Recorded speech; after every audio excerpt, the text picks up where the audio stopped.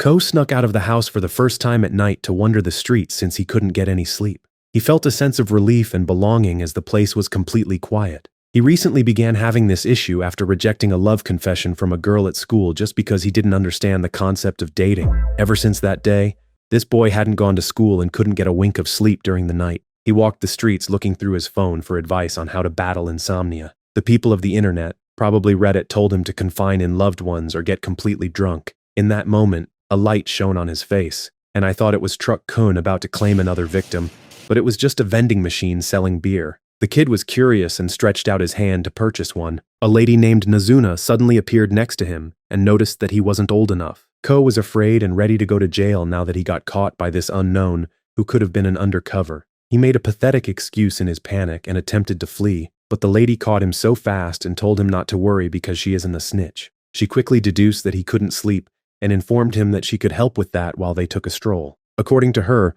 those who stay up at night were not satisfied with how they spent their day, so they try to find that satisfaction during the night. She pointed at a group of drunk men as Exhibit A and commented on how satisfied they looked, and although she didn't know them, Ko was impressed with how casually the lady interacted with the drunk men. She advised him to let loose if he truly wants to enjoy the night and achieve satisfaction, because the night is the time for freedom. The kid was inspired by what she said. He decided to sprint back to the drunken men so that he too could release his inhibition by high-fiving them all, but he got puked on instead. Nazuna came to his rescue and invited him to her place. The boy didn't even question it and followed a complete stranger to her home. When they arrived, she ordered him to lie down on her bed so she could help him go to sleep. Ko felt uncomfortable and tried to escape, but she caught him and convinced him to stay. The lady laid next to him and talked him into sleeping.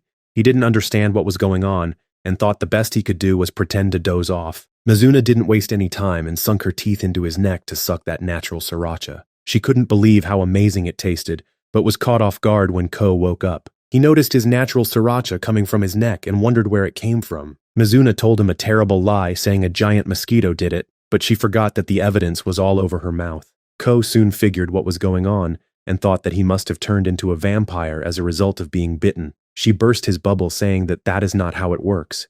What he needs to do is to fall in love with her. She couldn't even look at him while saying this because she got embarrassed. They took their conversation to the playground, where Ko told her that he did not understand how love works, but one thing he knew for sure was that he wanted to be a vampire. Nazuna informed him to do whatever he wanted because all she wants to do is feed on him, so if he wants to fall in love with her, she isn't going to have a hand in it. The boy was okay with that, and the two of them introduced themselves. She took him to the roof only to kick him down, but before he could kiss the ground, Nazuna saved him, and the two of them flew through the sky while she held him like a damsel in distress. Ko enjoyed the night so much that he went out the following night and met up with his vampire friend again. She explained that the process of turning humans into vampires is known as producing offspring. Vampires have the natural ability to make people fall in love with them thanks to their beauty. And once the victim falls in love, the next step is for their natural sriracha to be drank by that very vampire for the process to work. Since Ko hadn't yet fallen in love, he continued to give up his natural sriracha as nourishment for Nazuna. One night as he searched through the city looking for her, she finally emerged out of the blue and greeted him. Ko wasn't impressed with her being evasive and became upset when she let him know that she was looking for other people to feed off. She didn't understand why he was so upset since the equivalent of what she was doing was like him eating rice and bread, but he reminded her that feeding for her was also like copulating, so he called her a hoe. Yeah, your boy was jealous. He brushed that off to the side and asked her to give him her phone number so that they wouldn't waste time trying to find each other, but the girl didn't have a working phone. They went back to her place, and she removed an old school telephone from the time of Jesus. Ko wanted her to carry it around, but she refused because of the size. It was time to sleep, and Nazuna couldn't wait to feed.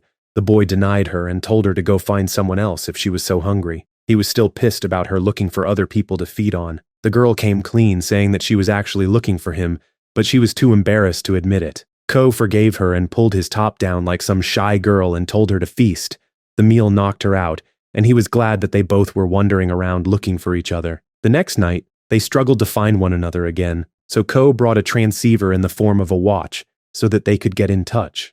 He told her the story of how he used to play with them when he was a kid, even though he had no friends. He had the idea of placing one of it on top of the mailbox outside his apartment, hoping that someone will find it so that they could communicate. He returned to see that it had been taken, but he was too afraid to call the person, and that person never called him either till this day. Mizuna burst out laughing at that sad story, and you guys smashed the like and subscribe button for that insert. She found it even more funny when she saw that he still had the transceiver from when he was a kid. He gave her the new transceiver for them to test it out. She moved a good distance from him within the 150-meter range, but he was nervous to test it out since he hadn't spoken to anyone long distance in a while. The device worked, and they were able to talk with one another. They ended up spending the rest of the night on the roof of his school, and he proposed that they be friends to start off since she was so embarrassed to talk about romance. Their night came to an end, and as Ko walked home, he was wondering what happened to the other transceiver. He was about to get his answer because out of nowhere, he received a call, and a girl from his school named Akira was standing behind him. She wanted to know what he was doing up so early, but he was more interested in why she had his transmitter watch. Akira informed him that he had given it to her. She waited for him to call her, but he never did, so she never tried calling him either. It wasn't until Ko was consistently missing school that she decided to call to find out if he was doing okay. The lad doesn't remember ever giving it to her in person, so she clarified that she saw him putting it on her mailbox and took it that he wanted to give it to her. Nevertheless, she was glad that he was doing okay and told him that they are friends. She remembered how he used to be when they were kids. He didn't really interact with the other kids and preferred to watch ants move around. Akira saw him by himself and invited him to play ball, but when he rejected and said he was having fun, she joined him in the ant watching and asked that they be friends. Ever since then, she has thought of him as a friend, although he didn't really see it that way until now. He asked her why she was in her uniform so late at night, so she told him that she was going to school even though it was 4 a.m. in the morning. She asked that they meet the same time the following day and made her way to school. As the days went by, or should I say nights, Mizuna noticed that he was leaving to go home earlier and asked if there was another woman. Ko panicked and left, saying it wasn't what she was thinking. He met up with Akira to hang out before she went to school, but he saw Mizuna in the distance spying on him and was afraid that she was going to end his life. The vampire didn't really care and thought that they were up to demonetization activities. Ko denied it with all his chest. Akira was concerned that he knew this strange lady and told him to be careful when Mizuna declared that their relation was physical. Mizuna thought that they were seeing each other, so the vampire decided to suck his natural sriracha to make it clear what their relationship was. Ko was not happy that she did it in front of Akira, but the girl was just confused as to what was going on after seeing the natural red sauce on his neck. She admitted to being a vampire and took them for drinks. Ko explained to Akira that he was no longer coming to school because he felt miserable. She also disclosed that she didn't like being in school or at home, but she has no choice but to turn up. She asked him to come back to school with her because it was more fun for her when he was around. However, Ko hesitated to answer. Mizuna had enough of this reunion and left in a way that indicated that she was angry. Ko paid for the bill and followed her, asking if she was ticked off.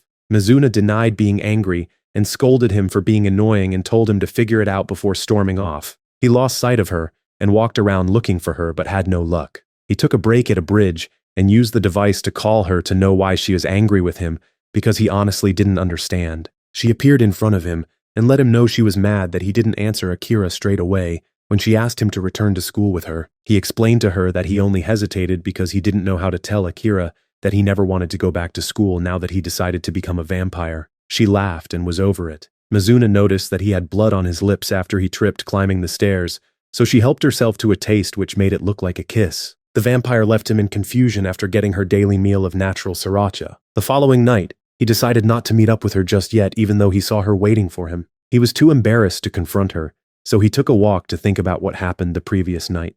He came across a couple kissing, and it dawned on him that this was an act those who love each other do. He put everything together and concluded that he had finally fallen in love with a vampire, which made him happy. While he was celebrating, Mizuna arrived and was mad that it took him so long to find her, despite her waiting at an easy location. He more or less ignored her and told her to take a bite because he was now in love. Mizuna had her meal knowing full well that he wasn't in love, so when it was over, Ko was disappointed to find out that he was still human. Mizuna explained that just because she gave him a small kiss doesn't mean that he loves her. Ko wasn't happy with how she undermined it, because that was his first time. She revealed that it was hers too, so it's not a big deal. Meanwhile, Akira found it difficult to sleep and went out at midnight for a walk where she bumped into Ko. She wasn't surprised to see him up that late and advised him to get good sleep because their teacher had informed them to implement a healthy sleeping schedule while they were young. Ko didn't really care and invited her to come hang out with him and the vampire girl. She agreed, and they ended up playing games for part of the night. Akira couldn't believe that they even slept in the same bed. Mizuna invited her to stay the night, but she found it weird when she joined them and got up to leave. But it was raining, so she was forced to stay until the rain stopped. Akira wanted to know why Ko was allowing Mizuna to feast on his neck, so the boy told her that he wanted to become a vampire one day. He further explained the process of first falling in love before he can be turned, and Mizuna found it completely embarrassing because she hates the talk of love, but didn't mind speaking lewdly. They ended the night by trying to get some rest, which gave Ko and Akira the chance to talk. She was happy that he found a dream he could pursue, and was glad he was having fun.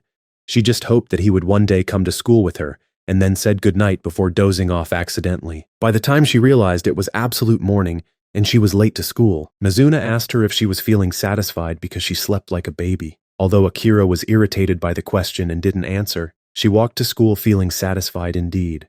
Mizuna ended up sleeping in until late afternoon and missed a delivery she was looking forward to receiving. She spent most of the rest of the day playing games until nighttime came, where she went out for something to do. She walked past a cat and had fun petting it, but she soon realized that the stench from it was too strong and decided to take a bath at a public place before meeting up with Ko later. She gave her watch to the attendant and strictly told him to alert her when the watch goes off. It buzzed, but before the man could let her know, she was out of the bath and quickly grabbed her device before going to see Ko. When he saw her, he didn't recognize her because her hair was down. She told him that she didn't get to finish, so they both went for Mizuna to complete her bath and for Ko to experience a bathhouse for the very first time. It gave him the opportunity to think, and although he has been having so much fun with Mizuna and had learned a lot, he noted that it could sometimes be emotionally demanding, which causes his heart to beat extra fast. Their cleaning time had finished, and while Mizuna was asking him what they should do next, the boy was in his head thinking about why he feels this extra attraction towards the vampire.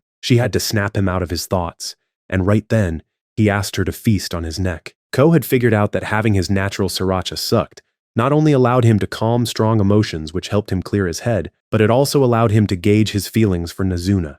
There were times where he felt like he was in love, but in actuality, he wasn't. Mizuna was extremely hungry that night and almost sucked him dry of all his sriracha, which made him exhausted. They took a break in a night room which was meant for demonetization activities, but he thought it was just a place to rest. Mizuna laughed at him while he sat there embarrassed. She approached him and informed him that through the taste of his natural ketchup, she has the ability to know what he is thinking, so she wanted to know if he was able to gauge his feelings. Ko didn't like the fact that she could do this because he saw her as a friend and didn't like the thoughts that was going through his head after seeing her with her hair down. He felt it was immoral and didn't want her to find out. Mizuna sat next to him and alerted him that his various emotions make his red sauce taste extra fantastic, so he should continue to feel all the emotions. Ko was glad that she enjoyed her meal today, and they made their way outside after Ko had rested. He recalled her mentioning about his natural sriracha being tasty and wondered if she had tasted other people's too, which got him jealous. It's almost like she read his thoughts and mentioned how she had feasted on both men and women before. She found it cute that he was a bit jealous and assured him that he is the only one she feeds on now. But before him, she used to work as a professional cuddler, and that is how she got people to her apartment. She showed Ko the different services she offered once they returned to her place, and he selected the massage. After he was relaxed and she had him where she wanted, she drew in for the meal, but it was interrupted by a ring at the door. She checked and it was a customer. Mizuna was already exhausted, so she asked Ko to answer the door and do her job for tonight. The lady was reluctant to enter because she was expecting a female, but he explained that his boss was resting up and invited her in. He took her to the massage room and informed her to wait for a moment. He went over to Mizuna to complain about her shady business and refused to do her job for her. Mizuna made it clear that this was her source of income, and ever since she began hanging out with him at night, she hadn't had the time to work, so she has been making zero money. She got on her knees and begged him to help her out this one time, and even proposed to give him half of the price, which would be 2,000 yen. That's about $13.50 at the time of writing this script. Ko was really considering it, so Mizuna applied pressure and told him that she would give him another kiss if he did this favor for her. Meanwhile, Massage Lady was waiting, hoping to get the same treatment she always had with Mizuna. But when Ko came in dressed in the uniform acting strangely, she began to have second thoughts. The session started, and the lady was shocked to find out that a young lad like himself already had a job. The two engaged in talk no jutsu, and she resonated with him when he expressed his enjoyment for the night.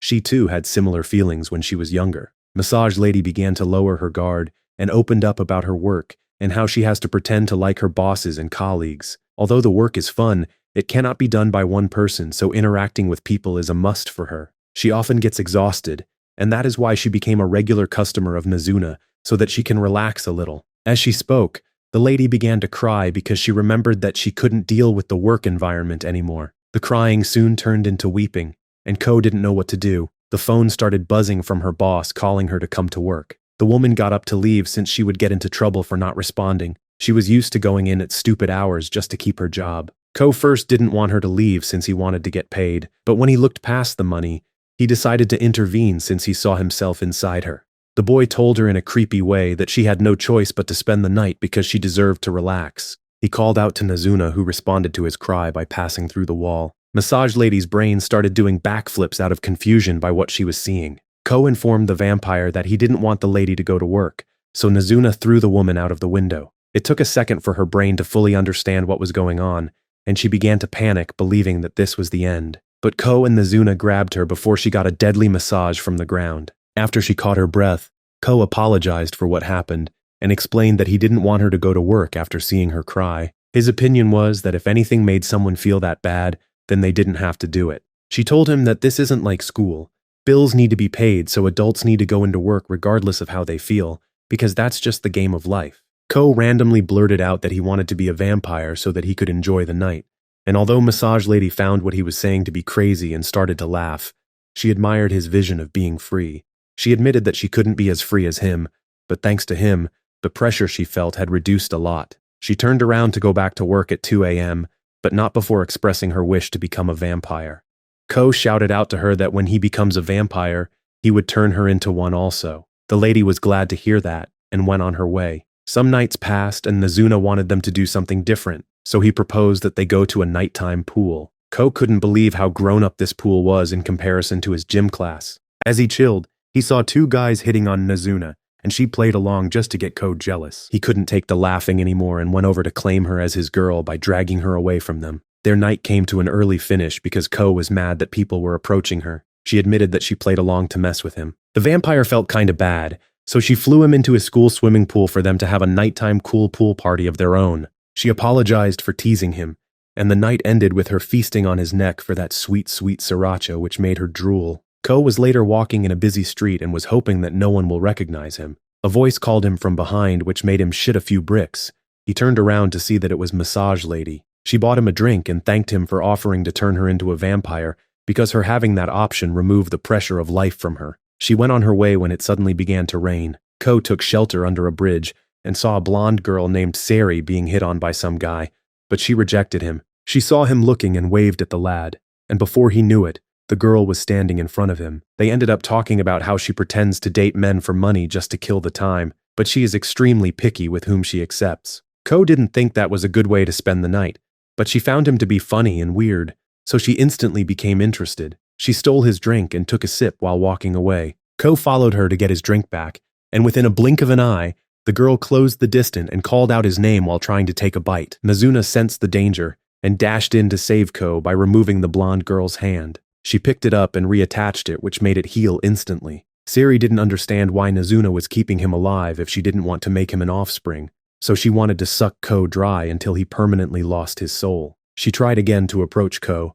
but Nazuna intercepted, which led to a full-on vampire fight between the two ladies. While Nazuna was distracted, another lady named Kabura came in to swoop Ko and took him to her base where he met other vampires. They all heard that Nazuna had a play toy, so they were curious to know who the person was. The leader named Nico informed him that him being a human and knowing so much about them was a threat, so it was either he became a vampire instantly or they eliminate him. She gave him the choice to become a vampire by choosing between the 4 of them that were currently there, including the blonde chick from before, to fall in love with. They sat him down and tried to convince him to fall in love with them, but each one of them failed. They didn't understand this kid because people usually fall head over heels for them. He informed them that he wanted to be Nazuna's offspring, which shocked them all because Nazuna was bad at romance. As he said aloud that he wanted to fall in love with her, she landed at their location after she explained to Sari her plan of making Ko her offspring. Nazuna got embarrassed when she heard that and told Ko that they had to leave. Nico wasn't about to let them go without hearing about how Nazuna planned on making the lad fall in love with her. She was more confused as to what makes Ko special because Nazuna always refused to produce offsprings, so they were curious to know what was different this time around. Before the situation could escalate any further, Ko opened his mouth and informed them that Nazuna said that his natural sriracha tasted too good, so after meeting her, he decided to become a vampire. He explained their agreement of how Nazuna told him to fall in love if he wanted, and in exchange he will act as her meal. This answer was good enough for Nico, so she decided to stop hunting Ko. She told them not to take too long, otherwise she will reconsider. Ko let her know that he intends to become a vampire even if it takes years. That statement caught them off guard, and Ko knew right away that there was a problem. Nico told him that if a human didn't turn into a vampire within 1 year of having the natural ketchup being sucked, then they will never turn into one. He looked at Nazuna straight away, who told him that she forgot about that rule. They excused themselves after she gave him the payment for the massage the other night, which left the others stunned and confused. As they flew through the skies, he expressed his joy and relief in meeting her first before any of the other vampires. He later met up with Akira to tell her about his situation of having to fall in love in 1 year. She pointed out that that means he also only has 1 year to live, since he knows too much about the vampires.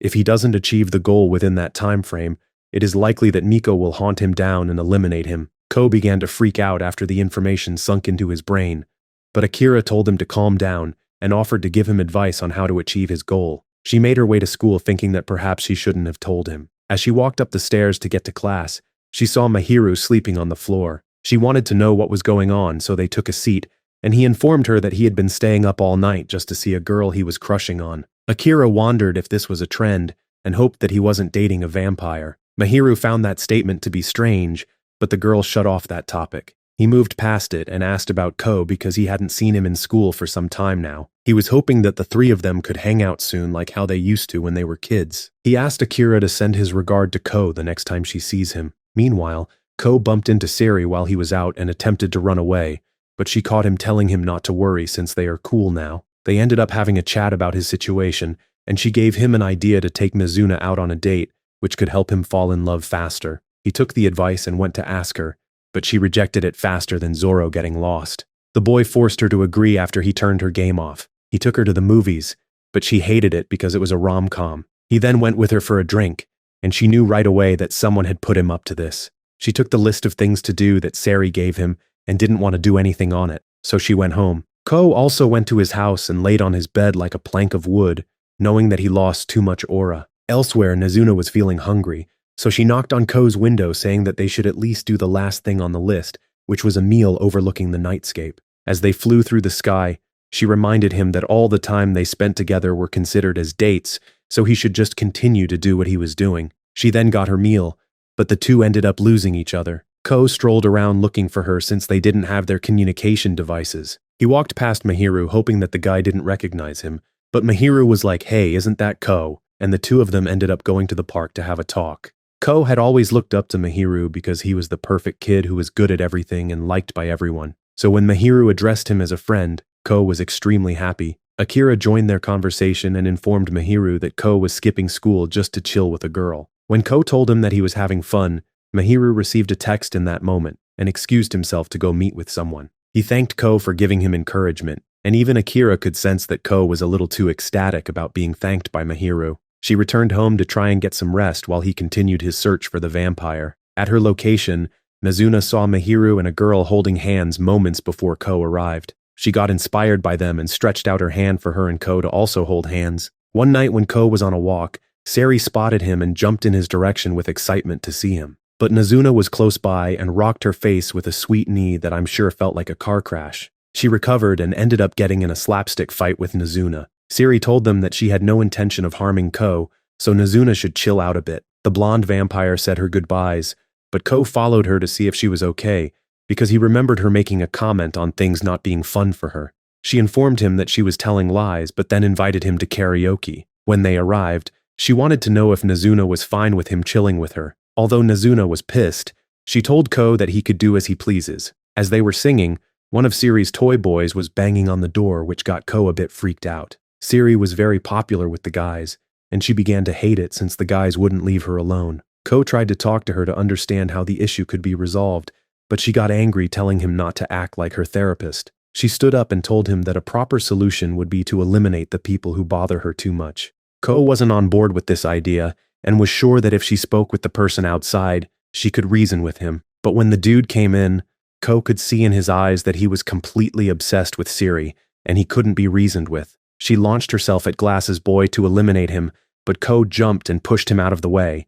She told him to move, otherwise he will also be a body, so Ko alerted the guy to follow him as they both run away. They took shelter in an alleyway to catch their breath, believing that they lost her. The guy wanted to know what Ko's relationship to Siri was, and got a bit agitated when he told him that nothing was going on between them. The boy didn't even know what his relationship to Siri was, but Ko knew that he had fallen in love with her. Glass's boy explained how Siri helped him the first time they met when he fell over from being drunk. They went for a drink, and he liked how she was teasing and flirting with him. The guy had a history with jealousy, and although Siri wasn't his girlfriend, he would obsess over her and send her numerous text messages. Siri finally caught up and admitted to being a vampire who was basically taking advantage of him. Ko refused to allow her to end the man, so she dashed in to finish him first, but Nazuna dropped down to stop the attack. Nazuna found it strange that Siri wanted to eliminate Glass's boy since she had never slain anyone before. In that moment, Glass's boy remembered what was going on and asked Nazuna to let her go.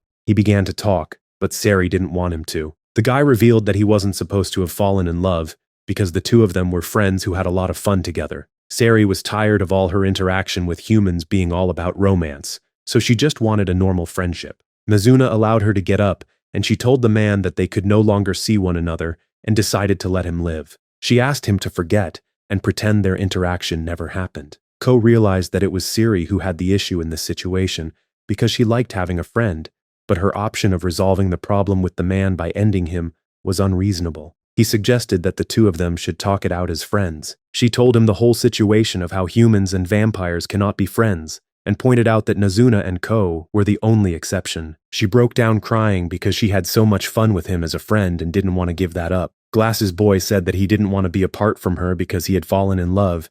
He asked her to make him into her offspring. She made sure he was ready to give up all he has as a human, and the guy was more than willing to throw it all away for this vampire girl. Once the process was done, they went to celebrate her new offspring with karaoke, where Glass's boy realized that he no longer needed his glasses. Meanwhile, Midori, who was one of the other vampires, was working as a maid and needed someone to cover a shift. Luckily for her, Ko and Nazuna were walking by, so she begged her to fill in for the absent person. Midori used Ko as an example customer to teach Nazuna how to address their customers. It turns out that Midori is the #1 maid in the establishment who is liked by all the customers. Another maid named Arisa brought him a drink and told him that she used to have the #1 spot in this cafe before Midori showed up.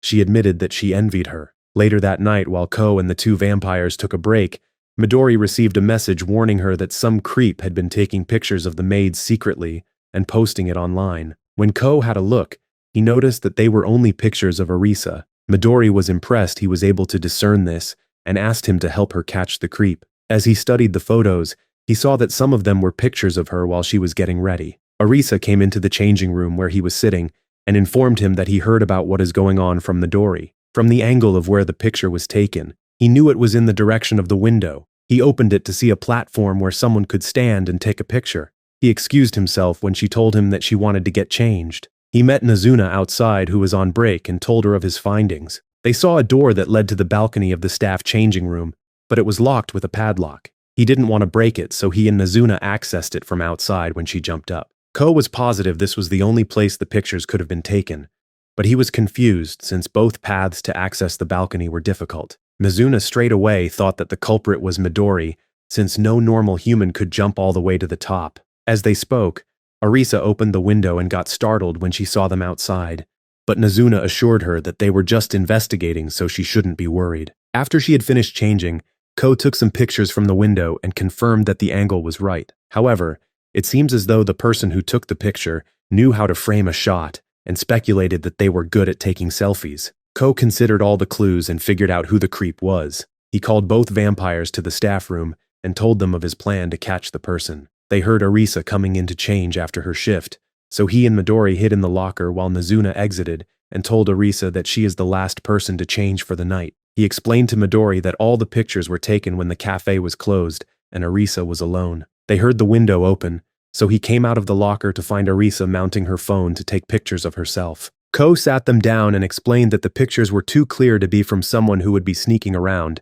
Not only that, a real creep would take explicit pictures, so he figured that Arisa was the culprit. Ko didn't know why she would do that, but Midori broke it down saying she did it because she was frustrated that her #1 spot was taken away from her. Her only solution to get the attention she craved was to make up a story about a creep who was only interested in her. Arisa wanted to quit on the spot, but Midori told her not to feel too bad about the mistake she made because all the maids working there crave attention, and although she went about it the wrong way, Midori understood why she did it. What Midori said made her feel at ease and not as guilty about it. After that was sorted out, everything went back to normal. Mizuna later showed him her upgraded room, which would help her make more money in her cuddling business. She was able to afford a lot of stuff thanks to the money she got from working at the cafe every now and then. Ko was tasked with finding new customers, so he went out looking and bumped into a lady who looked tired to him, so he approached her. He gave his pitch, which sounded like he was trying to spit game. It worked because she accepted his invitation to chat. They went to a place for drinks, and he made it clear that he was trying to get customers for a cuddling business and wasn't attempting to hit on her. The lady was a little disappointed that he wasn't looking to raise her up. She rejected the offer for the cuddling, but was interested in the massage option since her legs get tired from being on her feet all day. The woman revealed that she was a detective and asked him if he was always out this late at night. She wanted to know if he had come across a boy named Akun. When she showed him the picture, it turned out to be Glasses Boy. He immediately recognized the guy but denied ever seeing him. Detective Lady saw his change in demeanor and grabbed to pull him closer to question if he was speaking truth. She eased up a little and apologized for scaring him. She offered to pay for the bill and went on her way after informing him to alert her if he hears anything about Akun. He quickly went back to Nazuna's place and told her all about it. Meanwhile, the detective followed him and stood outside excited by where he led her to. Sometime later, he met up with his high school friends because Mihiru wanted them to go to their school at night and have fun talking about the scary school mysteries. They ended up enjoying themselves while trying to see if the legends were true. The trio found them all to be fake news, but there was one more they needed to verify. Apparently, a teacher had gone missing some time back and no one knew what happened to him. Rumors had it that every now and then, he was seen standing in a classroom around this time of the night. They looked through most of the classrooms and found nothing, but when they opened the last one, a figure was seen standing there. The man turned around to ask them what they were doing there and was angry because they weren't supposed to be there. He commented on how today was supposed to be his last day and how he had restrained himself for so long. He jumped towards them within an instant and grabbed Akira to feed on her. She begged for him to leave her alone while Midori struggled to pull him off. Ko grabbed a chair and hit the man over the face like he was in WWE. Mihiru pulled the man across the corridor, while Ko was wondering what a vampire was doing in such a place. He didn't understand why this guy was different from the vampires he had met, because he looked like he was losing control. The man was fighting himself and told the students to run away, but the detective lady came into the scene and exposed her neck, which made the vampire dash towards her. He took a bite, but he jumped off her when her natural sriracha tasted like crap. It turns out that the man had never fed ever since becoming a vampire. He tried to restrain himself, and that is why he was angry when the students showed up, because he couldn't control the urge to feed while they were there. The man explained that he was tricked and wished he was never turned. He disliked the idea of craving human sriracha and began to cry about how difficult the last 10 years had been. Detective Lady hugged him as she empathized with him. She took his hand and placed a ring in his palm, and as soon as the man saw it, he began to freak out. The woman told him not to resist and remember his humanity. The man calmed down and then accepted his faith while he disintegrated as the sun came out. She told the students that that man was the teacher who went missing 10 years ago, and he finally passed away as a human. She explained that he was supposed to die today since he hadn't fed for 10 years. She introduced herself as Anko, the private detective who deals with missing people's cases, who sometimes runs into vampires. Ko interrupted her because he was furious that she eliminated him since she could have allowed him to pass on naturally. She grabbed him by the shirt and informed him that he knew nothing about vampires. Anko also made him know that she knew of his dream of becoming one of them and told him that she wouldn't allow it. The lady gave out her cards to the other two and advised them to be careful. Mihiru accepted the offer and went to speak with her to get some idea on what these creatures were. Meanwhile, Ko took what she said to heart and went to find out more about vampires from Nazuna. When he arrived, she had been craving to feed and hugged him while saying she was about to lose it. Ko in that moment had PTSD from the teacher vampire and pushed her off him. He apologized, and the two sat down for him to explain all that happened.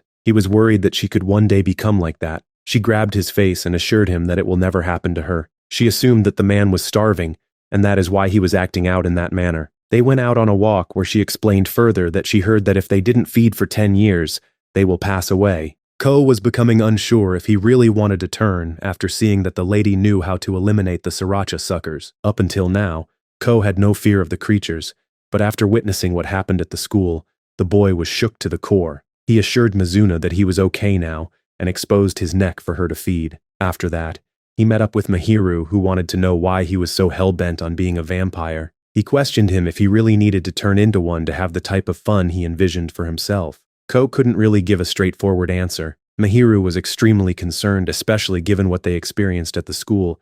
He didn't want Ko to become a monster. He told his friend to think really hard before making his decision to turn. The boy went back to Mizuna's place and hugged her, asking her to hold on to him because he needed comfort. They ended up going to his place where he lived with his mother since his parents were divorced. Ko was having major doubts in becoming a vampire now that he saw all the dangers that can come with it. When he thought deeply about it, he was already having the freedom he wanted as a human, so being a vampire just brought in extra risks he didn't need. Mizuna gave her insight as to why she thinks he wanted to become a vampire in the first place. She believed that it was because Ko was attracted to that which wasn't ordinary, but now that he lives in the nighttime has now become his ordinary. She explained that the buzz of the first night isn't something that could last forever. She told him the truth that being a vampire becomes boring, and she apologized for showing him only the fun side of this lifestyle, and then left. Ko later met up with Anko, and he wanted to know how she knew so much about him.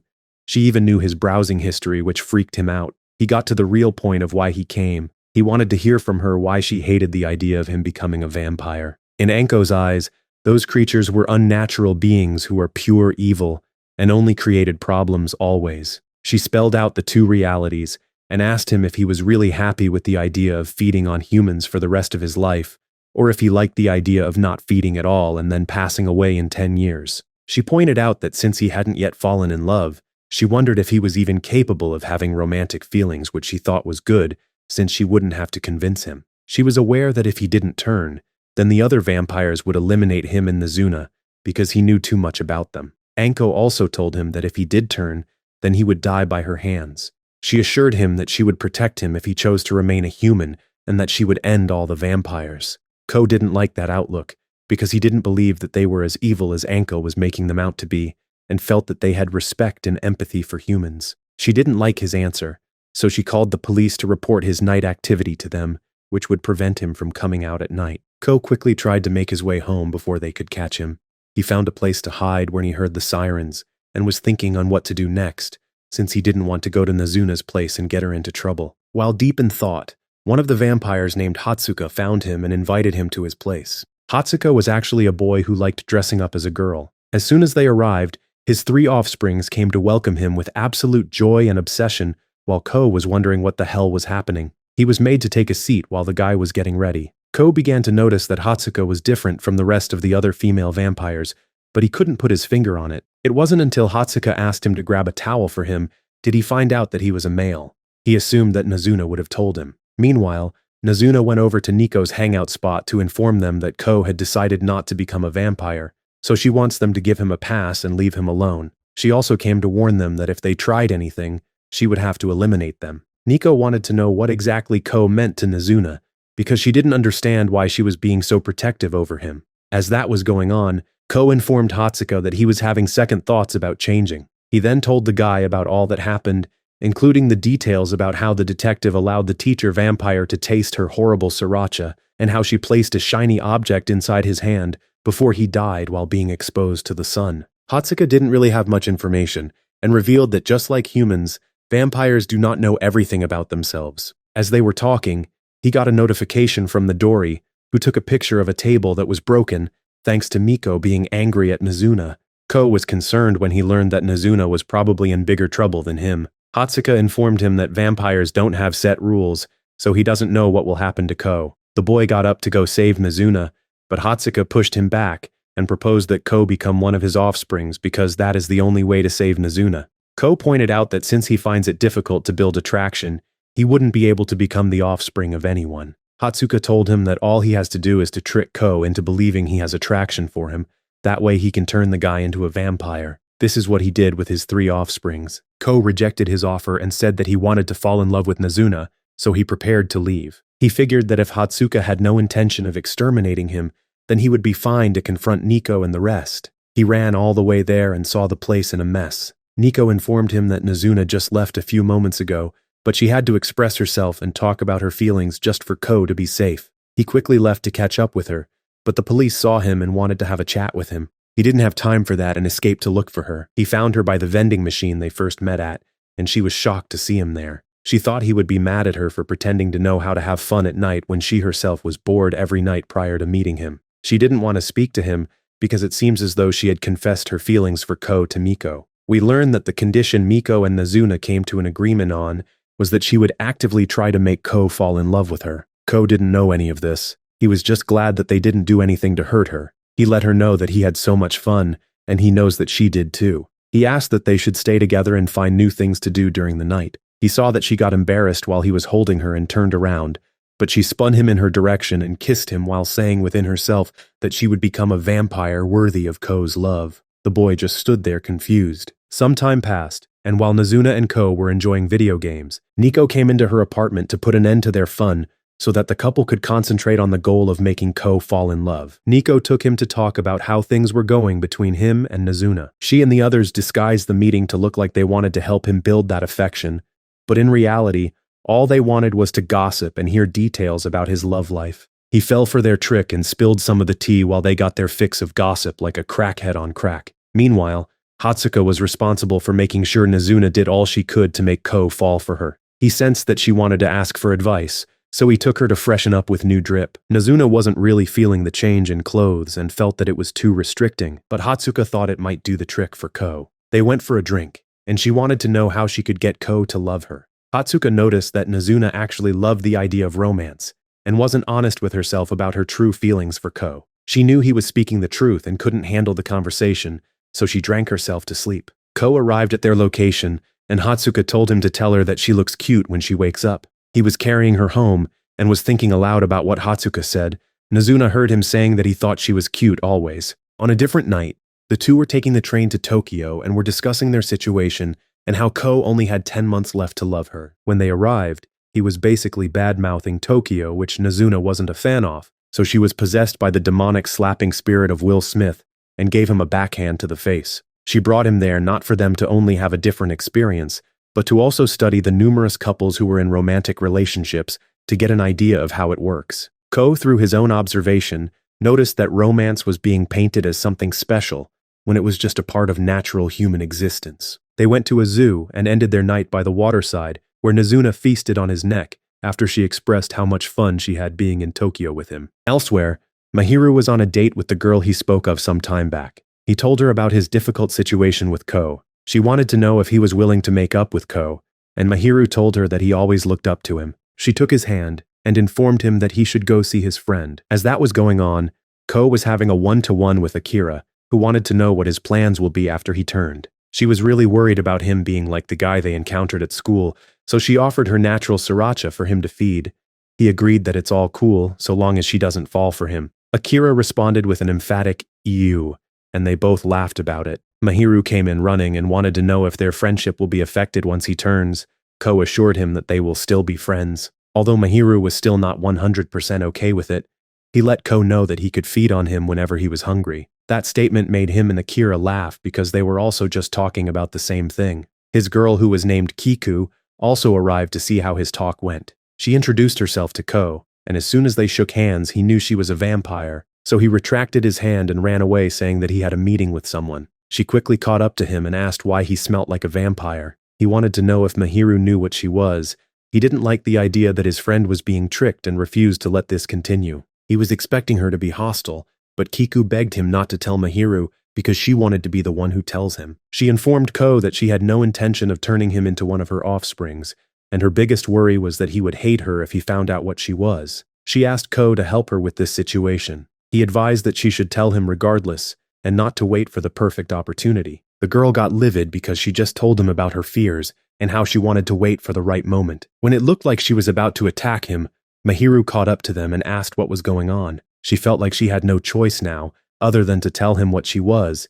She walked off saying goodbye to their relationship, admitting that she had no intentions of turning him. Ko felt really guilty about getting involved in matters that didn't concern him. Mahiru dashed over as she was walking away. He told her that he didn't mind, which made Kiku happy, but she hid her reaction from him and said to Mahiru that she needed to think about it. Ko later met up with Nazuna, who revealed that Kiku was a capable vampire with plenty offsprings. She remembered that the girl had once told her that she turned someone without meaning to, which caught Ko's attention. In school that morning, Mahiru spoke to Akira about the truth of his situation, and she couldn't believe another one of her friends was involved with a vampire. He found it difficult how Ko was fine with all of this, and wondered what it truly meant to be a natural sriracha sucker. He went to meet up with Ko that night, and wanted to know how to turn into a vampire. Ko was surprised when he found out that Kiku hadn't yet fed on Mahiru, given that she had a record of turning many people. He of course didn't tell Mahiru this, and instead decided to call Akun and Hatsuka to give their insight into being a vampire. Hatsuka was annoyed that Ko got a human involved until he noticed that the boy was in the same situation as Ko. They went to the bathhouse, and both Akun and Mahiru were surprised to know that Hatsuka was a boy. While in conversation with Ko, Hatsuka revealed that Kiku had turned more than 50 people into vampires, which was extremely high compared to the next highest, which was Kabura with 7. He advised that Ko shouldn't tell his friend about all of this, since he was already involved so deep with Kiku. We cut to Mahiru, who thought Akun was very cool after receiving advice from him. Their bath time came to an end, and while they got ready, Ko noticed that Akun's glasses were different from what he used to wear and found out that these ones were fake. They heard a female voice that took their attention, and it turned out to be Anko, the detective. She was ecstatic to have found Akun and was disappointed in Ko for lying. They took their meeting outside, and Ko alerted Hatsuka that this lady was the vampire eliminator. She informed them that she was there to deal with only Akun today, and then instantly appeared in front of him before he could run. She removed his fake glasses, and when he saw that she was wearing his real old ones, he looked disturbed. She put it on him, which seemed to weaken him. Anko then proceeded to poke multiple holes inside of him while laughing like a maniac. Ko and Mahiru tried to stop her, but she knocked Ko down and halted Mahiru with the knife, since her rule isn't to end humans. Although the assault wasn't enough to finish Akun off, she wanted to know who turned him. But before she could get her answer, Sari launched an attack which Anko dodged, but it allowed Glasses Boy to be set free. She then tried to attack Hatsuka, but he let the weapon slip through his hand, which took Anko by surprise since she didn't know that vampires could do that. The detective was now against 3 of them, so Hatsuka advised her to step down because she is at a disadvantage. Hatsuka noticed that the glasses had something to do with why Akun became weak, so he told Sari to remove it from his face. As soon as she did that, he stabilized. Hatsuka caught on that an item from a vampire's human past was a weakness to them, and the more precious the item, the greater the effect. He broke off the blade and told Anko to leave them alone. The detective informed him to eliminate her while they had the chance, but he let her know that that's not their style because their intention isn't to harm anyone. But Sari did warn her that if she attempts this again, she wouldn't spare her life. Before they left, the detective made it known to both Ko and Mahiru that she knew the vampires they were involved with. Meanwhile, the group found a hidden place for Ko to give Akun some of his natural red juice, which healed him up nicely. When they reached her apartment, Nazuna wasn't happy that he allowed someone else to feed on him. They moved past that point and discussed more pressing issues. It turns out that vampires don't like talking about their lives as humans, but the more important revelation was that each passing year as a vampire meant that they would gradually lose their memories of being a human. Sari and Hatsuka remembered some details about their past, but Nazuna couldn't remember a single thing. They all left, leaving Ko and Nazuna. He wanted to know if she remembered falling in love, but she didn't want to entertain that conversation, not only out of embarrassment, but she just couldn't remember a single thing. Ko told her that they needed to look into her past and figure out her weakness. Elsewhere, Sari and Akun were having a moment recollecting their first encounter, which revolved around his glasses. She had his spectacles with her, and they both knew that it had to be destroyed, so they did exactly that. They later met up with Nico, who thought it best for each of them to look into their past, to find their weaknesses and destroy the items. She also advised them to move about in pairs and not to confront the detective until they had more information about her. We cut back to Ko and Nazuna, who were going through her stuff to help her recall. She blamed her age for not being able to retain everything that had happened to her. Ko was pushing to know how old she was, but she got furious about that question. It was inevitable that she would have to tell him if they wanted to proceed any further, so she revealed her age to be between 30 and 40 years old, which Ko didn't care since she probably got turned when she was a teenager. Nazuna told him that her earliest memory was her waking up in this apartment. With that information, he continued looking through her stuff and came across a wallet. He found within it a hospital patient identification card, which had a release date from 30 years ago. They visited the hospital, but Nazuna had zero memory of ever being there. She phased herself through the door for them to take a look inside. For some reason, the place was completely quiet. Ko heard a strange noise coming from the floor above, which had Nazuna completely frightened, who wanted to leave right away. He ignored her and ran upstairs with her on his back. They approached a door which was lit, and it opened with a figure standing there which shook the pair. But they calmed down when they saw it was Kabura, who worked there as a nurse. She was curious as to why they were there, so Nazuna pulled out the card to show her. As soon as she looked at it, I could tell that she knew exactly what it was, but she lied, saying she hadn't a clue. She made up a random reason as to why Nazuna could have had possession of it and told them to leave before she snitched on them. As she walked away, Ko asked her what she was hiding from them, because it didn't make any sense why a vampire would be working in the same hospital as the patient card they found. He told her that they were investigating Nazuna's past, so she should speak up if she knows anything, and if not, then she should at least allow them to continue their investigation. She agreed to help, but only under her terms. She made them dress up in a nurse and patient outfit before allowing them to explore the hospital. She did warn them not to approach a particular room since it was off limits and was haunted by a ghost. Ko thought that Kabura was also going to tell them what she knew, but she still insisted that she knew nothing. The boy felt like she was still hiding something, so he ignored her warning and found himself in front of that room. Mizuna didn't like this at all because she was afraid of ghosts. Ko thought that Kabura's behavior was strange and believed that she wanted them to figure things out by themselves. Nazuna said something about Kabura always getting on her nerves, which made him think deeply about how Kabura seemed concerned about Nazuna and felt that there might be a link between the two that goes beyond being a vampire. He excused himself to the bathroom, although Nazuna didn't want him to, due to her fear of being left alone in such a spooky place. As he washed his hands, he was kidnapped by Kabura. When Nazuna realized that he is taking too long, she barged in and didn't see him anywhere. She got super afraid and began to run away from that invisible demon in the dark we all fear until she ran into the forbidden room. She realized that it was just an ordinary space with nothing alarming, until she picked up a picture and saw what she thought was herself looking after Kabura, who was sick. In that same moment, Ko was in conversation with Kabura and couldn't help but notice her motherly nature towards Nazuna, so he thought that Nazuna was one of her offsprings, but she told him that he was completely wrong. Nazuna had made her way to their location and threw the picture towards Kabura, asking her what the hell is going on. She also gave her theory that it is Kabura who is her offspring, but she told Nazuna that she too was wrong. She took them to the room to explain exactly what was going on. She reminded them that a vampire can get a sense of what a person is thinking once they ingest their natural ketchup. So for them to find out the mystery, she gave her natural ketchup she had stored while being a human for Nazuna to drink. Kabura had been ingesting it little by little so that she wouldn't forget her past. Nazuna took a drop and we got a flashback of Kabura, who was admitted to that hospital for being sick. She was being taken care of by a nurse who looked exactly like Nazuna, but her name was Haru Nanakusa. They both seemed to have a close relationship. And the day she was getting discharged, a picture was taken which was the one Nazuna saw. Kabura later went to meet up with friends who were delighted that she was out of the hospital. She hardly got to chill with them because she was almost always sick. As they were all chilling, she felt a bit overwhelmed when a guy was trying to hit on her, so she excused herself to the restroom. As she made her way back, she overheard them bad-mouthing her about always being sick, which caused her to collapse. She found herself back in the hospital, and Haru came to see her. The nurse got extremely furious when she heard about what Kabura's so-called friends said behind her back. Haru gave her a hug and told her to be easy on herself because someone as good as her needs to surround herself with better people. Later that evening, one of her friends came to apologize and said that they will go wherever she wants to go. Although Kabura was excited, she soon realized that she was too ill to do any of the things she thought about. She became extremely sad, so when evening came, she made her way to the rooftop where Haru was taking a smoke break. Kabura began to cry, saying that she hated everything and everyone,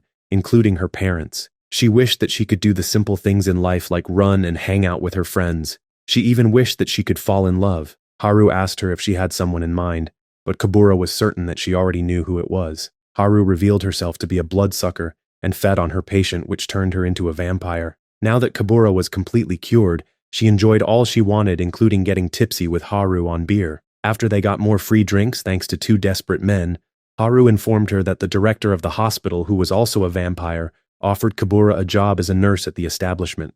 Haru used to offer her blood they took discreetly from all the patients until she learned how to hunt. Some time went by and they went for drinks. Kabura complained about how Haru wasn't chilling with her as much as she used to. She apologized and told her that she is planning on getting married to a human, and even revealed that she was pregnant, which explains why she was having soft drinks. The news caught Kabura by surprise that she spat out every drink she was given at the waiter, but he always gave her a new one because he was a SIMP, not a pimp, but a simp. After that bombshell, Kabura was completely devastated as she hoped that Haru would feel the same for her. What was worse was that she left without saying a proper goodbye, and just left a letter for Kabura to read of her departure. What was even worse than that was that Haru had told Kabura to look after her daughter in her absence. She wrote in the letter that the girl had never woken up, and she didn't know how the girl would end up. Haru begged for Kabura to check on the daughter from time to time, saying that she had no one else to trust. Kabura made her way there with the intention of eliminating the child who was half human, half vampire, but as soon as she opened the door and saw how much Nazuna looked like her mother, she changed her mind. Although Nazuna looked grown, she was basically an infant who didn't know how to speak or eat, so Kabura had to act as a mother and teach her everything. She was the one who made the patient card for Nazuna. Kabura was telling the story to both Ko and Nazuna while she braided the girl's hair. The boy was happy that Nazuna was born a vampire, which means that she never fell in love with anyone. The nurse ordered them to leave and to never return since seeing Nazuna's face brought back painful memories. She even admitted that the years spent raising her was absolute torture. As they got dressed, Mizuna told Ko that she too felt annoyed and awkward whenever she looked at Kabura. He told her to wait a moment while he went to speak to the nurse. He wanted to know from her if she was speaking the truth about what she said about Nazuna making her feel irritated because he knew that she was lying. He informed her about how he noticed that she always asked about the well-being of Nazuna, which proved that she cared about her. Kabura responded saying that perhaps a part of her does feel that way, but she warned Ko not to think that he knows her because it irritates her. But she did give good advice, informing him that he should build a good relationship with Nazuna. He met back up with the girl who told him that she understands where Kabura is coming from and is lucky that the nurse didn't end her life the very moment she set eyes on her. Deep down, she too also knew that Kabura cared for her. The following night, they went to the hospital again despite being warned never to come back. They only came to let her know about the situation regarding the detective and the revelation about how she weakens vampires. Nazuna finally realized why she felt so weird around Kabura. It was because the lady always looked at her passionately. After hearing everything, Kabura decided to get rid of all the stuff in that room, and Ko told her the detective's name. She was told to be on the lookout for her before the duo left. Meanwhile, the detective made her way to the hospital to that room looking for something valuable to use to harm Kabura, but the place was completely empty. Anko was disappointed and decided to target the next person on her list named LG. Kabura later went to meet up with Nazuna and Ko to thank them for the heads up. She found out that Anko had paid that room a visit, and if it wasn't for their warning, she probably wouldn't be alive right now. Before she left, she informed Nazuna that both her parents passed away. Haru died when she refused to feed on natural sriracha after giving birth. When she got married to the human, that is when she completely stopped feeding on mankind. She only knew this because the man had told her shortly after it happened, and he then passed on not long after. Although she envied the man, she saw that he seemed like a polite and good person. She took off but told them to look out for each other. Ko thought that Nazuna would be sad about what they just heard, but she wasn't too fussed since she didn't know either of them. She informed him that she had begun to recollect a few things thanks to him and Kabura, and took Ko to her favorite spot she had forgotten about. The both of them went to a platform which overlooked the entire city. She used to go there at night anytime she felt unsure, and just watch the people living their individual lives, which she found amazing and calming. The duo later accompanied Midori to Akihabara to help unearth her past. She wasn't looking forward to it, but Nazuna was extremely excited to be at the center of otaku culture. Midori went to meet up with someone she turned a while ago named Love Green, or LG for short. Nazuna couldn't believe that she was face to face with a stereotypical otaku. She wondered why Midori never introduced him to them, and she said that they would have all wanted to claim him for themselves since he is a super nice guy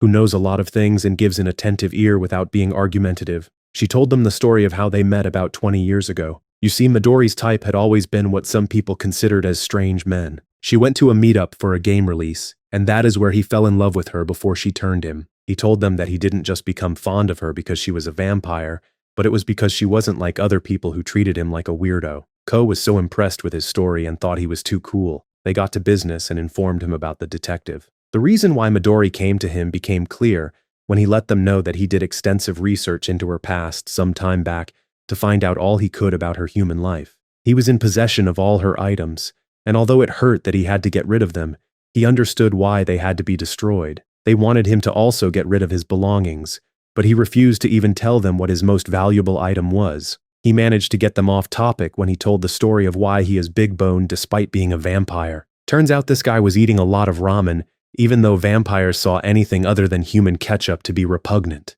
He used to be at a healthy weight when he was initially turned, but something within him just wanted to eat ramen. He didn't know the reason, but figured that it must have been something he used to do when he was human. The three of them brushed past that and tried to guess what the item might be. They had a hunch that it was related to Midori, but they couldn't tell what it was. Midori remembered that he used to publish comics, and his reaction when she mentioned that gave it away that they were on the right track. It came to light that the comic he drew in university about Midori was his prized possession. He made 500 copies to sell, but none of them sold. He rediscovered them when he was turned and decided to read it. He felt a strange sensation of weakness when he held it, but didn't know why at that time. This is what they were looking for, so they brought out all the copies and burned it as he watched on. They returned to their home city, and Nazuna took Ko to the night school she used to attend, although she wasn't too sure herself. The two of them made their way inside to see if they would find clues to Mizuna's past. When they entered, they were surprised to see that a class was in session. But what was more alarming was that the teacher was that red-headed vampire Nico. She turned around as she was teaching and made eye contact with the two of them outside her classroom. Nico waited until class was over to ask them what they were doing there. They told her everything that had been unearthed so far about Nazuna and was surprised that the girl was half human. She invited them to her class the following night, and they both had to introduce themselves to the class. Lord knows the floor would be wet with dehydrated urine if that was me. Anyway, Nazuna went first, and she struggled to the point where she almost announced that she was a vampire, but Nico cut her off just in time. Ko was next, and this guy was loving it. He introduced himself with such confidence that the entire class was impressed. When class was over, they all gathered around Ko's desk to ask him questions which made Nazuna feel left out, so she walked off. She went to Nico's office to complain about how it was unfair that a mere human like Ko was taking all the attention from a vampire like her. The teacher was surprised that Nazuna was concerned about such things. She asked the girl if she remembered anything about a certain person named Majiro. She knew that the girl had a crush on Nazuna, and that was the first time Nazuna considered turning someone into her offspring. Meanwhile, Ko had managed to get away from the people and found himself in a room where he came across a diary by Kyoko Majiro. When he saw Nazuna's name being mentioned in the book, he quickly made his way over to Nico to find out who this character was. He got hit with some emotional damage when he was made aware that Majiro was Nazuna's first ever human friend. He then made his way to look for Nazuna to ask about what he found out. She told him that she had no intention of mentioning any of it to him, but now that he knows, she had no choice but to tell him the story. She first took him to Majiro's old home where the girl witnessed the death of both her parents by a vampire. It all began 10 years ago, when Nazuna was a night student at the school. There was a day she came in early that evening and found Majiro in the literary club room. She joined her while Majiro was reading and ended up falling asleep. Nazuna later woke up to Majiro trying to give lip service, so she screamed and moved back because she didn't swing that way. Majiro seemed to swing both ways, but Nazuna had never met anyone who was like that and found it unusual. She sat back down, and Nazuna wanted to know what she was reading. She told her that it was a story about detectives. She recommended one of the detective novels to Nazuna, which she loved and asked for more. She got so inspired that she wanted to be a detective when she grows up. Nazuna was later making her way to the club when she caught a glimpse of Majiro rejecting a boy so hard that his progeny would suffer this L for generations. The vampire noticed that she was extremely harsh on men and wanted to know why. Majiro explained that she despised her own father for cheating on her mother and always making her cry while pretending like everything was okay. She despised being at home, and that is why she always stays late in school. Although her situation was not the best, Nazuna was glad that she stayed late, otherwise they wouldn't have met. Majiro was elated to hear those words. The vampire suggested that they go investigate her father to see if he really is cheating. Ko was getting all jealous listening to the story, but Nazuna found it hilarious. She assured him things didn't work out and continued with the tale. Majiro and Nazuna broke into her father's office to look for evidence. They looked through his computer after guessing the password, which was Majiro's birthday. The girl wasn't expecting this. She couldn't find anything bad on the computer. She only saw a picture of herself when she was a little kid. They turned the computer off and concluded that perhaps he wasn't cheating after all. She opened a locked drawer hoping to find something, but she only saw a cigarette lighter gift she had given him a while back. It hadn't been used yet, and she wondered if he even liked it or was treasuring it. Before she could put it back, they heard her mother opening the front door. She told Nazuna to hide and not to make a single sound. The mother ended up going out again, leaving the two friends to laugh at how much they panicked. They continued their investigation when they staked out at a coffee shop right across her father's workplace. While they waited, Mizuna wanted to know why cheating was so bad.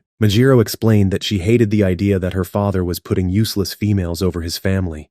She also didn't like the notion of a divorce, especially considering the fact that she grew up in a loving home, which was all she had since she found it difficult to make friends. Mizuna was furious and wanted to get Majiro's life back to how it used to be. Just in that instant, the girl spotted her father outside making his way into the shop. She quickly hid under the table until he finished doing extra work before leaving in a taxi. Mizuna followed him on foot, but before she could catch up, she was punched away by a mysterious figure. Her hands were injured while trying to stop herself from flying away further. Majiro saw the injury when she returned, wondering what happened. They went to a public office box where she wanted to treat the injury.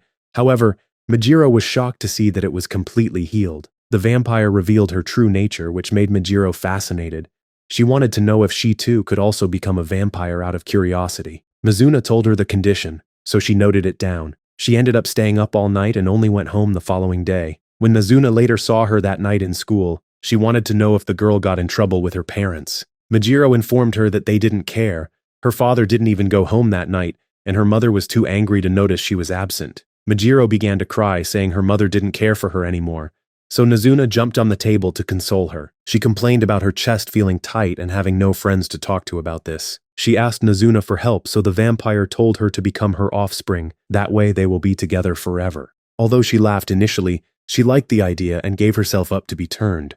The vampire sucked her natural ketchup, but the girl remained human. Mizuna then dropped her off at her home after they flew through the skies. They planned to meet later at 2 in the morning before she made her way inside. She was surprised to see that her father had come clean about the cheating.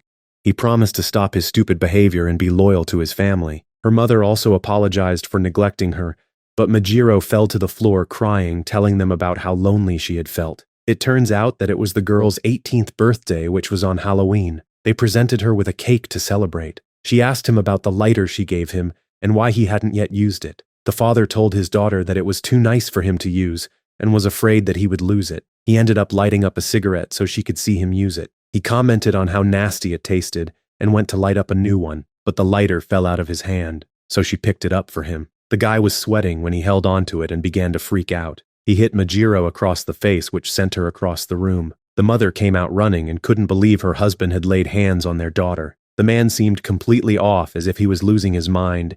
He dived at his wife and sucked that woman dry. He didn't understand why he was craving human sriracha and thought he was dreaming. He went in to end his daughter. Majiro hit his glasses off and reached for the lighter to hit him with it, which dazed him. She knew that the lighter made him weak, so she placed it in his hand and ended him. She sat there until morning playing with the lighter before Nazuna came in. She wanted to know if Mizuna also could have easily eliminated her in the same manner. She picked up her father's glasses and said her final goodbyes to Nazuna, which began her hatred for vampires. The story came to an end when Anko the detective showed up. After seeing her for the first time, Mizuna instantly recognized her as Majiro. Nazuna apologized to Ko, saying that she had a slight inkling that it might be her. The detective only came to give Ko a final warning to back away from the vampires, otherwise she would have no option than to hurt him too. The boy straight up rejected her warning, telling her that he had made up his mind. The two of them later went to inform Nico and the rest about what they just discovered. Nazuna postulated that Anko realized vampires' weakness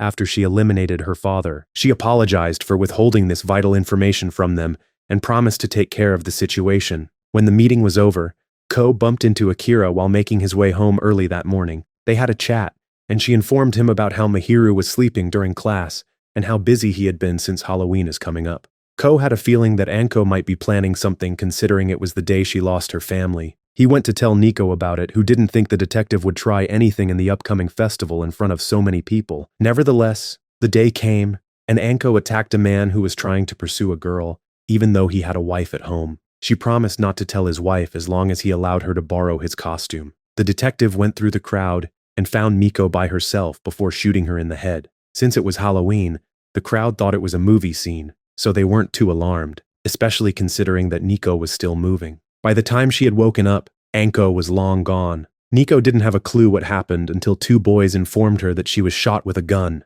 Ko, who was walking with Akira, heard a bang, wondering what that was. He saw Anko running past but didn't recognize her thanks to her mask. He overheard some men talking about the shooting, so he told Akira to stay put while he excused himself. He ran past Miko, who apologized for dismissing his theory of the detective doing something at the festival. The only thing was that they didn't know what exactly she was trying to achieve when she knows a weapon like that couldn't harm a vampire. Meanwhile, Sari and Akun were having a lovely talk when the detective showed up dressed as a police officer and fired at Sari before running off. The crowd thought this was a continuation of the play and found it cool. However, a few of them voiced that it was becoming strange. All the while, Nico and Ko met up with Sari and Akun to discuss how best to neutralize the detective. Sari straight up just wanted to eliminate her. Ko was heavily against it, but the other two felt like they had no other option than to corner her somewhere quiet and get rid of her permanently. Akun and Sari set off to find her, while Nico came clean, saying she wasn't fully on board with it. But considering Anko's reckless behavior of firing a weapon in a crowded place being extremely dangerous, they had no other choice. She wanted to know what Ko's opinion on the matter was. He expressed that he didn't want the detective to be eliminated. He even pointed out that Nico and the rest were actually afraid of putting an end to a life. He noticed that they only talk big because they have the strength, but at the end of the day, it is all empty threats. If they really wanted to body Anko, they could have easily done it. Miko was offended by what he was saying, but he informed her that their kind nature is the reason he likes them. His goal was to save Anko and to make Nazuna and the detective to become friends again. Nico found what he said to be a true analysis and allowed him to go look for her. Elsewhere, Akun had found the detective and attacked her, but she was able to dodge and countered by throwing sand in his face before placing a bin over his head and knocking him down. She then made a run for it before Sari came to Akun's aid. She laughed at him for taking such a huge L, which he didn't dispute. He asked Sari if they were really doing the right thing in trying to eliminate Anko. He thought that perhaps Ko might be right in his opinion that she had something else in mind. Akun noted that the detective had no killing intent. He didn't understand what her angle was, but he wondered if she was acting like this on purpose to get a reaction out of them. We cut back to Anko, who made her way to the school where she found Nazuna waiting for her at their book club room. She told the girl that she did numerous of horrific experiments on a vampire she captured, trying to figure out how to end it. Although she couldn't find a way to do it with brute force, she did learn that they were vulnerable in the same spots humans were. She attacked Nazuna with a knife, which she dodged. She then punched the vampire to the floor and popped her in the eye at point-blank range. Nazuna felt the pain, which was excruciating. It turns out that although the creatures are superhuman and can heal amazingly fast, they are weak in the same areas humans are. Anko wanted her to leave Ko out of this, but the girl told the detective that he would become one of them. The detective placed her hand inside her pocket and sent a message to Ko without Nazuna knowing. She then told the vampire that she will first get rid of Ko permanently, which got Nazuna angry. She jumped to the other side of the room, which left the window open for Anko to escape through from the third floor, and landed on a tree. She emerged out of it safely, which made Nazuna feel relieved that she was okay. She didn't understand why she felt this way, since the lady had threatened to take Ko's life. She told Nazuna to hurry up and eliminate her, otherwise Ko will be the one to get buried. Nazuna didn't think the boy knew their location, so Anko informed her that she emailed him. Ko in that instant received the message. He quickly dashed towards the school, telling Miko that if he didn't hasten himself, the detective will end up dead. Meanwhile, Anko had incapacitated her with a kick to the gut. She taunted the vampire with harsh words of how weak she was, which will eventually end up with the boy being exterminated. She felt something about Anko's behavior was off, like she was just trying to only provoke her. The detective pushed her to the floor and made it clear that she isn't playing about. Nazuna lost it. She started to take things seriously with heavy attacks intending to end Anko. The detective managed to dodge everything and found herself in the school gym. Nazuna had finally got the upper hand when she knocked her to the ground. The vampire, with a face full of pain, began to cry, saying that she didn't want to go through with this. Ko arrived in that moment, which surprised Anko. She didn't expect to see him there. The message she sent him was a goodbye message for him to be wary of the vampires. She pulled out her gun to fire at the boy. Nazuna had no other choice but to actually put an end to the lady. As she jumped towards her, Ko beat her to it and stopped Nazuna from eliminating the detective. He told Nazuna to step back, but before he could finish his statement, the woman hit him across the face, telling him to shut up. He made Nazuna know that Anko had zero intentions on ending his life. Her aim was to provoke the vampire into slaying her. She lied to Nazuna, saying that she had informed Ko about their location in the message. The boy disclosed that he knows why she chose this path. She wanted to be ended by a vampire, That way the police would look into her death after being missing for 10 years. He guessed Anko had evidence that would lead the authorities to discover the existence of vampires. That way, people wouldn't go out at night, which would lead to the extinction of vampires via starvation. She confirmed his analysis to be mostly true. She had recorded footage of Nazuna using her superhuman strength against her. She wanted her passing to be recorded for all to see as proof that vampires exist. Anko figured she couldn't take them all out by herself. That is when she came up with this plan to starve the vampires into non-existence. When you think deeply about her plan, it sounds extremely juvenile. Such a thing would never work, let alone stop people from going out at night for a whole decade. Now that her plan had been exposed, she knew none of the vampires would want to end her now. She took off while leaving the two alone. Mizuna began to cry due to the pressure of the situation. Ko consulted her and informed her that he didn't want her to body her friend. He had a feeling that it wasn't yet over. He told Nazuna that they had to go find the detective right away. All the while, Anko was in the club room about to play Russian roulette with herself, but with all the bullets in the chamber. The boy quickly came in to stop her, but in their struggle for the weapon, Ko accidentally got shot in the torso. Nazuna came in with her bloodshot eye like she got pink eye. She wasted no time pouncing on Anko to know why she did it. The detective wept with tears running down her face, telling Nazuna that it was an accident as she apologized profusely. Meanwhile, Ko was busy bleeding out while the two were discussing taking him to the hospital. The boy somehow found the strength to stand up, which made the two ladies pause. The way his posture was, Anko was getting flashbacks of what happened with her father and was sure that Ko had turned. They took a closer look at his face, only to see that he was smiling whilst uttering that he is glad that detective was okay. He collapsed to the floor, but later woke up in the hospital where Anko was sitting by his bedside to apologize for what happened. He didn't understand how he was still alive, thinking that he had become a vampire. Anko assured him that that wasn't the case since he still had a pulse. She thanked him for saving her life. Anko disclosed that she had embodied this hatred for vampires ever since that day, and although she felt like she had to die, she was afraid of death. She even admitted that the hatred she had for vampires in the end was a lie to help her continue to live. She now realized how devastating holding on to that hate was for herself. The only thing she got out of it was being exhausted and not living up to her full potential. Detective felt like she wasted her life. She also felt that she was too old to rectify it. Ko could tell she was down, so he reassured her that he considers a 40-year-old to be young, so with her being only 28 was extremely young. He remembered that her born day was on Halloween and wished her a happy birthday. The lady laughed because the last time anyone wished her a happy birthday was exactly 10 years ago. She met up with Nazuna on the roof, where she told her that Ko cheered her up when she actually went over to apologize to him. In that brief moment of vulnerability, she admitted that she wished she had fallen in love with Nazuna. The vampire retorted in a way full of wit, saying perhaps she is unlovable, which made Anko laugh. She went downstairs to see Ko, but shyness stopped her from entering. He was in his room thinking about her, so he rang the transmitter which gave her location outside his room away. As soon as she entered, she hugged him as she apologized for being weak and pathetic. She also thanked him for saving Anko's life. Nurse Kabura later inspected Ko's wounds. She was astonished to see that he was completely healed, even though he wasn't one of them. The nurse didn't know what was going on, nor could she explain it, so she discharged him. He decided to meet up with Anko to see if she had any insight as to what was happening to him. He, along with Nazuna, went for a drink with the detective to discuss about his changes. She assured him that he was still a human being for now. Her reasoning for why Ko was able to heal was because he had become a vampire temporarily. His emotions in that situation were extremely high, which tricked his brain to think he was in love with Nazuna. He felt somewhat bad that his feelings weren't genuine, but the detective assured him that his feelings in that brief moment were indeed real. She recalled telling the boy at one point that he wasn't capable of falling in love.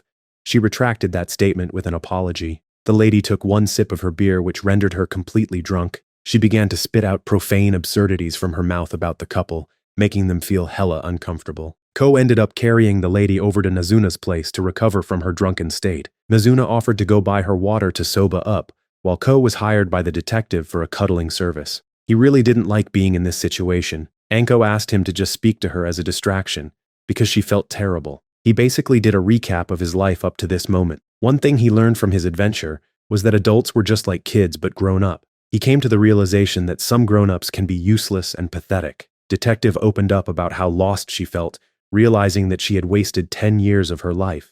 She missed out on a lot of typical experience people had on their journey to adulthood. Now that her main goal of destroying vampires was gone, she soon realized how hard living an ordinary life would be. She broke down crying, feeling completely lost and empty. Ko just allowed her to speak and comforted her until she slept. Nazuna returned with the water, and they left it by her side before going out to have a chat. He wondered out loud what it meant to be normal. Nazuna didn't know exactly what it meant, but what she did know was that Anko could never live such a life since she was strange even before she met the vampire. She told Ko that he was the same too, and not only him, but his two friends Akira and Mahiru. She told him to embrace his weirdness before the two of them went to the maid cafe to chill. Midori was short on staff, so she asked Nazuna to cover. Ko bumped into LG, who thanked him for the help some days back. Their shift came to an end. The three of them returned to the vampire meeting place to hang out and talk about the detective saga. Nico asked Midori why she didn't invite LG. She told the leader that the otaku didn't want to come. Ko excused himself to go sit on his own, deep in thought.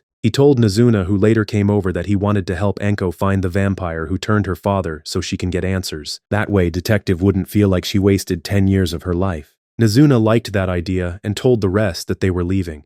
At this point, Anko had already woken up feeling a bit better, wondering where the two of them were. Meanwhile, before Nazuna and Ko took off, the group were teasing her about her relationship with Ko, hoping for a reaction, but she ignored them and flew off. Miko noted that the old Nazuna would have probably kissed him in front of them to prove a point, but it seems like Ko had been a positive influence in helping with her emotional growth. The couple flew through the skies until they landed on a building overlooking the lights of the city. They didn't go home yet as they thought Anko was still sleeping. Nazuna came in from behind and bit Ko in the neck. She recalled him wanting the feeding to be something private between them.